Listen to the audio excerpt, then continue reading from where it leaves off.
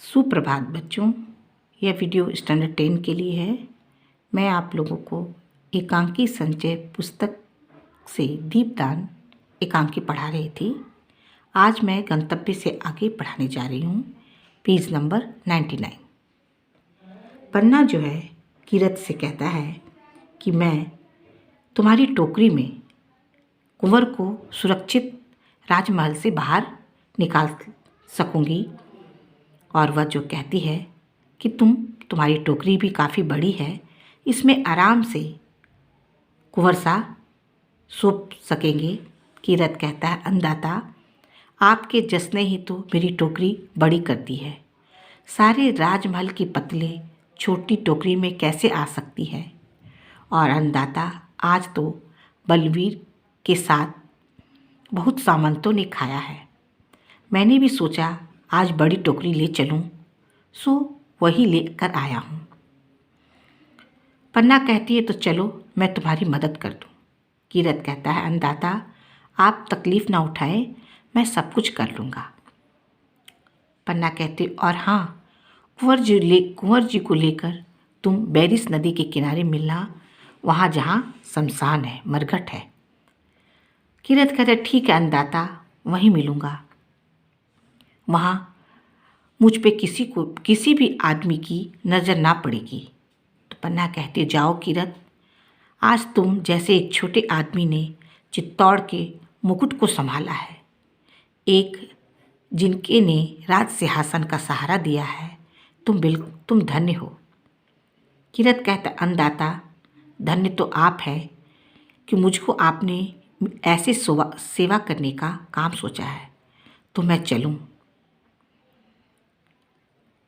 इतने में शामली का प्रवेश होता है। शामली कहती है, धायमा महल चारों तरफ से सिपाहियों ने घेर लिया है। उत्तर की तरफ से 7 सिपाही हैं, बाकी तीनों तरफ से 20-20 सिपाही पहरा दे रहे हैं। शायद उत्तर की तरफ से सिपाही बनवीर को लेने गए हैं। पन्ना कहती है कोई चिंता की बात नहीं शामली, तुम यहीं ठहरना, मैं अभी आती हूँ।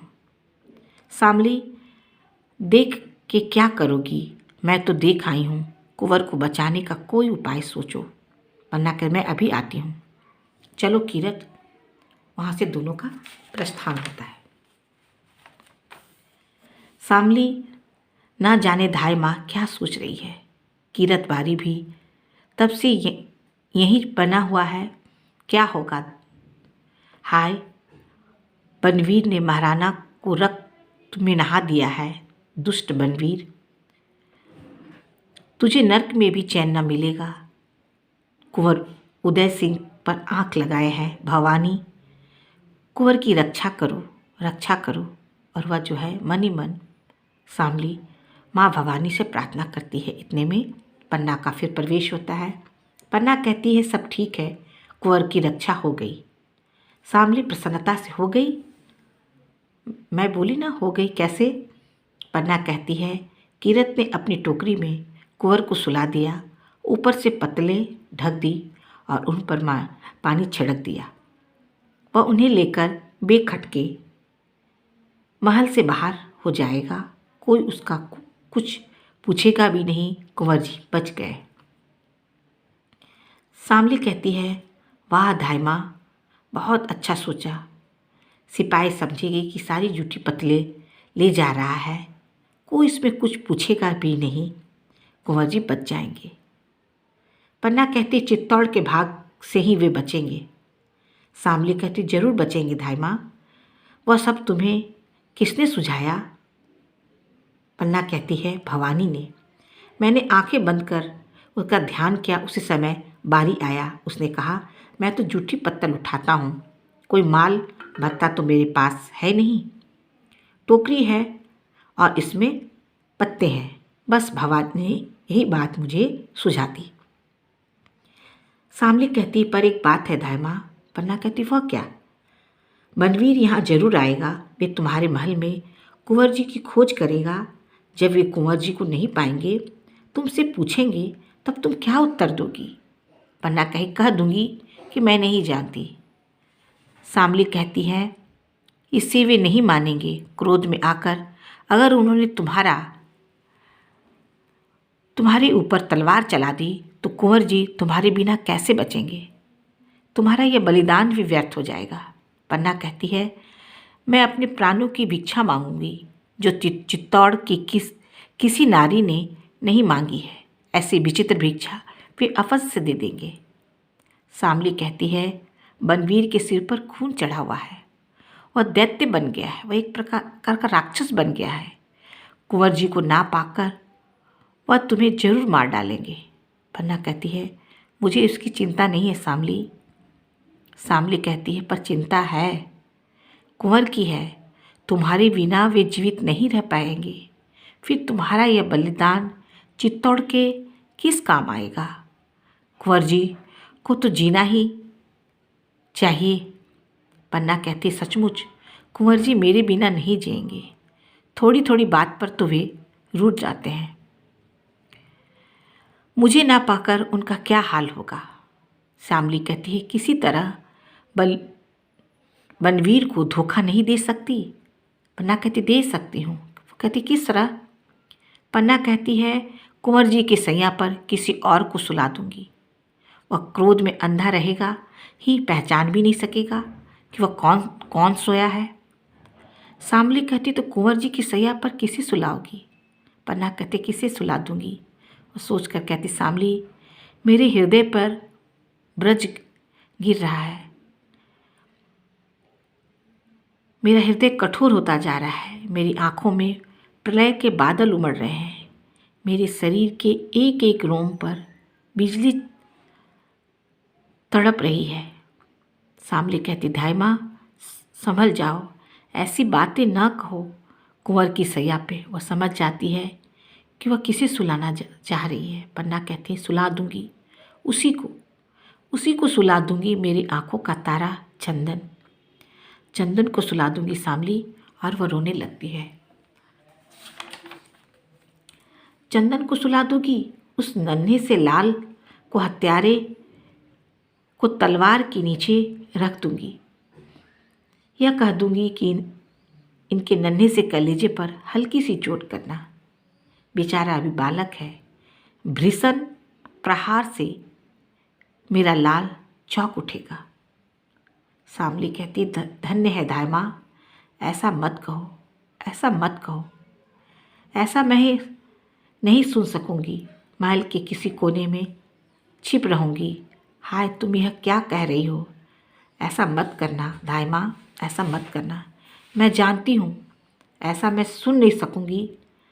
और वह वहाँ से चली जाती है। पन्ना कहती है, चली गई? कहती है, ऐसा मैं नहीं सुन सकूंगी।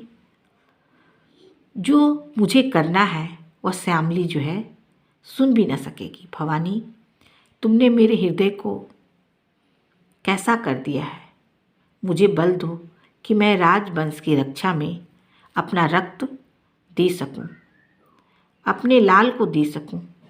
यही राजपुतानी का व्रत है, यही राजपुतानी की मर्यादा है, यही राजपुतानी का धर्म है।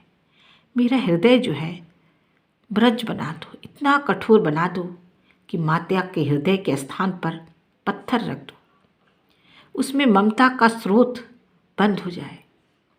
भवानी, मैं चित्तौड़ की सच्ची नारी बनूं, खींची राजपुतानी अपने रक्त से मंगल तिलक करे। इस बीच पर्दे के पीछे से चंदन का स्वर आता है, माँ माँ, और अपने में चंदन का प्रवेश होता है। पन्ना कहती है, कहाँ रक्त निकल रहा है? चंदन कहता है कि माँ देखो, मेरे पैर में चोट लग गए हैं और यह रक्त निकल रहा है। पन्ना भी विचलित हो जाती है और कहती है, देखूं मेरे लाल को होठों पे वह चोट कैसे, अंगूठे में यह चोट जो है कैसे लग गई है। रक्त निकल रहा है, कितना रक्त निकल रहा है, लाओ इसे बांध दूँ। अपने साड़ी से कपड़े का टुकड़ा फाड़ती है, सीधा पैर करो, हाँ ठीक, इसे बांध देती हूँ। बांधते हुए, वह चोट कैसे लगी लाल? चंदन कहता है, मैं जैसे ही भोजन करके उठा था माँ, सज्जा ने कहा कि महल चारों तरफ सिपाही इकट्ठे हो रहे हैं। मैं देखने के लिए ऊपर के झरोखे में चढ़ गया। अंधेरे में कुछ दिखाई नहीं दिया। ऐसे ही मैं नीचे कूदा। एक टूटा हुआ शीशा अंगूठे में चुभ गया। कोई बात नहीं माँ, रक्त तो निकला ही करता है, पर ये सिपाही महल के चारों तरफ क्यों इकट्ठे हो रहे हैं? पन्ना कहती है, आज नाच रंग का दिन है, वही सब देखने के लिए आए होंगे ना, या फिर सोना ने उन्हें बुलाया होगा। तुम नीचे, वह नीचे जो है नाच रही होगी। चंदन कहता, माँ सोना अच्छी लड़की नहीं है, मैं कल उनसे कहूँगा माँ की कुंवर जी को अपना नाच न दिखाया करे। उनका मन जो है शिकार करने में नहीं लगता है। पन्ना कहती है, मैं भी उसे कह दूंगी चंदन। चंदन कहता है, कुंवर जी कहाँ है माँ? आज भोजन में भी साथ नहीं चले। पन्ना कहती, वो सो रहे हैं। तब से तो वे सो ही रहे हैं माँ, कुंवर जी को ज़्यादा नींद क्यों आती है? मैं देखूं कहाँ सो रहे हैं। पन्ना कहती है, बुरा मानकर कहीं सो रहे होंगे। चंदन कहता है, सोना ने ही उन्हें बुरा मानना सिखला दिया है माँ, नहीं तो कुंवर जी पहले कभी बुरा नहीं मानते थे। साथ खेलते थे, साथ खाते थे। आज अकेले कुछ खाया भी नहीं गया माँ। पन्ना कहती है, तो चलो चंदन, मैं तुम्हें जी भर के खिला दूँ। चंदन, अब कुंवर जी के साथ कल खाऊंगा माँ। कल हम दोनों साथ बैठेंगे, तुम प्रेम से परोस परोस कर खिलाना। कल खूब खाऊंगा माँ, कुंवर जी से भी ज़्यादा। कहते हैं मैं चंदन से ज़्यादा खाता हूँ। अब कल से यह कहना भूल जाएंगे। और वह हंसता है। क्यों ना माँ? पन्ना कहती, ठीक है लाल। चंदन कहता है, माँ अच्छी तरह से क्यों नहीं बोलती? और तुम्हारी आंखों से पानी कैसा?